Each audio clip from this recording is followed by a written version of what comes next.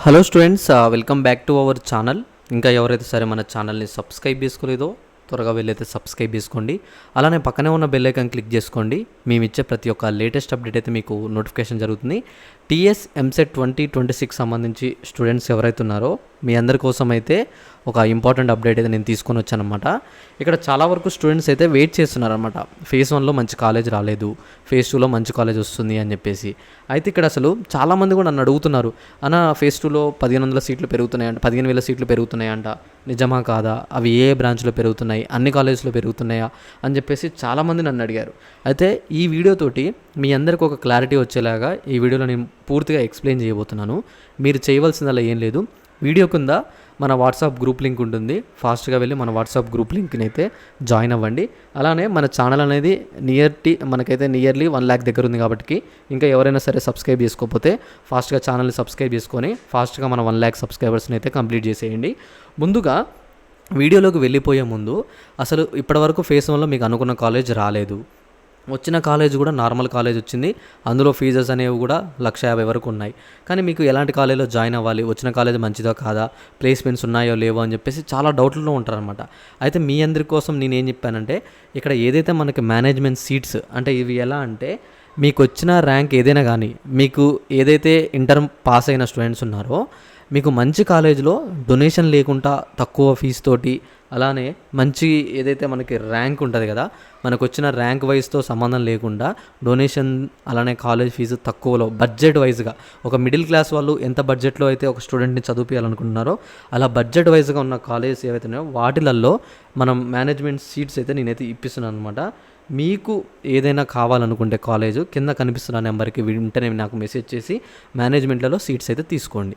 ఎందుకంటే లిమిటెడ్ సీట్సే ఉన్నాయి. ఫేజ్ 2కి వెళ్ళక ముందే మనమైతే ఈ మేనేజ్మెంట్ సీట్స్ తీసుకుంటే మనకు ఉంటుంది, లేకపోతే మీకు అనుకున్న బ్రాంచ్ అనుకున్న కాలేజీలో దొరకదు. ఇప్పుడైతే మీకు ఏ బ్రాంచ్ కావాలి, ఏ గ్రూప్ కావాలి, ఈసీఈ, ట్రిపుల్ అలానే మనకైతే ఏఎంఎల్ అన్ని ప్రతి ఒక్క బ్రాంచెస్ అయితే ఇప్పుడు అవైలబుల్గా ఉన్నాయన్నమాట.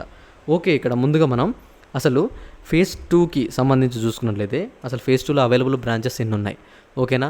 మనకు మొత్తం అసలు 15,000 సీట్స్ పెరుగుతున్నాయా లేవా అని దానికి చూసుకున్నట్లయితే మనకు ఆల్రెడీ ఫేజ్ 1లో అందరికీ సీట్ అలాట్ అయితే అయిందనమాట. కానీ ఇక్కడ ఏమవుతుందంటే మీకు ఒక లాజిక్ ఒకటి చెప్పాలి. ఏంటిదంటే ఇక్కడ ఎవరికైనా సరే మంచి కాలేజ్ అనేది ఫేజ్ 1లోనే ఎంచుకోవాలి. ఎందుకంటే మీకు వచ్చిన ర్యాంక్ ఎంతైనా కానీ ఎక్కువ వెబ్ ఆప్షన్స్ ఇచ్చి మంచి కాలేజ్లోనే ఒకే బ్రాంచ్ కాకుండా, అంటే మీకు వచ్చిన ఒక గ్రూప్ కాకుండా 2-3 గ్రూపులు ట్రై చేసుకొని మీరు ఆప్షన్స్ పెట్టుకుంటే మంచి కాలేజ్లో ఏదో ఒక సీట్ వచ్చేది, ఓకేనా. అయితే ఇక్కడ నేనేమని చెప్తున్నానంటే మీకు ఏదైతే సరే కాలేజ్ వచ్చింది, ఓకే వదిలేయండి. కానీ ఇప్పుడు ఈ ఫేజ్ 2కు వెళ్ళిన తర్వాత మంచి కాలేజ్ రావాలి, మంచి బ్రాంచ్లోనే రావాలి అని చెప్పేసి ఫేజ్ 1 సీట్ క్యాన్సిల్ చేసుకోవడం ఇలాంటివి అయితే చేయకండి. ఎందుకంటే మనకున్న ఏదైతే సీట్స్ ఉన్నాయో అవి లిమిటెడ్ సీట్స్ కాబట్టి, అంటే ఇక్కడ మనకి ఫేజ్ 1లోనే ఆల్మోస్ట్ అన్ని కాలేజీల్లో మనకి ఫిలప్ అయిపోయాయి. ఇప్పుడు ఫేజ్ 2లో కూడా మంచి కాలేజ్ రావాలంటే మాత్రం రావు, ఎందుకంటే ఇక్కడ మనకి లిమిటెడ్ సీట్స్ అనేవి ఉన్నాయి. మనకి ఒక్కొక్క కాలేజ్లో ఒక్కొక్క బ్రాంచ్కి సీట్స్ అనేవి ఉంటాయన్నమాట. ఇప్పుడు ఎగ్జాంపుల్ ఒక వాసవి కాలేజ్ తీసుకోండి. వాసవి కాలేజీలో సిఎస్సికి ఇన్ని బ్రాంచులు, ఈసీఈకి ఇన్ని బ్రాంచులు ఇలా డివైడ్ చేశారు. ఫేజ్ 1 రిజల్ట్లో ఆ సిఎస్సి బ్రాంచెస్ ఏవైతే ఉన్నాయో అవన్నీ ఫిలప్ అయిపోతుంటాయి అనమాట. ఇలా ఫిల్ అయిన తర్వాత కూడా ఏమవుతుంది, ఇలా స్టూడెంట్స్ ఆల్రెడీ ఒక కాలేజ్ చూసుకొని మళ్ళీ సెకండ్ ఫేజ్ కూడా కావాలని కూడా వెళ్తారనమాట. అసలు ఏ కాలేజ్ రానే వాళ్ళు ఎవరైతే స్టూడెంట్స్ ఉంటారో ఫేజ్ 1లో వాళ్ళకి మళ్ళీ ఫేజ్ 2లో కాంపిటీషన్ పెరుగుతుందన్నమాట. సో అందుకనే మీకు ఫేజ్ 1 వచ్చిన కాలేజ్ని ఎవరు కూడా, ఒకవేళ మంచి కాలేజ్ అనిపిస్తే దాన్ని ఎవరు కూడా మిస్ చేసుకోకుండా ఆ ఫేజ్ 1 వచ్చిన కాలేజ్ని అయితే ఖచ్చితంగా కన్ఫర్మ్ చేసుకోవడానికి అయితే ట్రై చేయండి, ఓకేనా. ఇంకా మీకు ఏమన్నా ఫర్దర్గా డౌట్ ఉంటే నాకు ఒకసారి మెసేజ్ చేయండి. వెబ్ ఆప్షన్ పీడిఎఫ్స్ తీసుకోకపోతే తీసుకోండి, ఎందుకంటే మనకి ఇంకా ఫేజ్ 2లో కాకపోతే మనకి ఇంకా తర్వాత ఏ కాలేజ్ కూడా రాదు. సో అందుకని ఒకసారి ఆలోచించుకొని ఫేజ్ 2 పీడిఎఫ్ అయితే తీసుకోండి. మరి ఇక్కడ 15,000 సీట్స్ గురించి మనం ఒకసారి డిస్కస్ చేసినట్టయితే మనకి ఎలాంటి సీట్స్ అనేవి ఫేజ్ 2లో పెరగట్లేవు. ఉన్న సీట్స్ ఏవైతే ఉన్నాయో అవే సీట్స్ మీద మనకైతే ఇవ్వడం అయితే జరుగుతుంది. కాబట్టి ఖచ్చితంగా మీరైతే ఫేజ్ 2కి వెళ్ళాలనుకునే వాళ్ళు ఫేజ్ 1 సీట్ కన్ఫర్మ్ చేసుకునే వెళ్ళండి. ఫేజ్ 1 సీట్ని ఎవరు కూడా క్యాన్సిల్ చేసుకోకండి. ఫేజ్ 2కి వెళ్ళే ముందు థింక్ చేసుకోండి, అనుకున్న బ్రాంచ్ అనుకున్న కాలేజీలో రాదు, ఎందుకంటే లిమిటెడ్ సీట్స్ ఉన్నాయి కాబట్టి ఎవరు కూడా వచ్చిన కాలేజీని మిస్ చేసుకోకండి. అలానే అందరు కేర్ఫుల్గా ఉండండి. ఐడి పాస్వర్డ్ ఎవరికి కూడా షేర్ చేయకండి.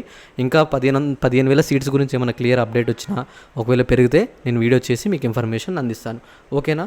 Thanks for watching, thank you.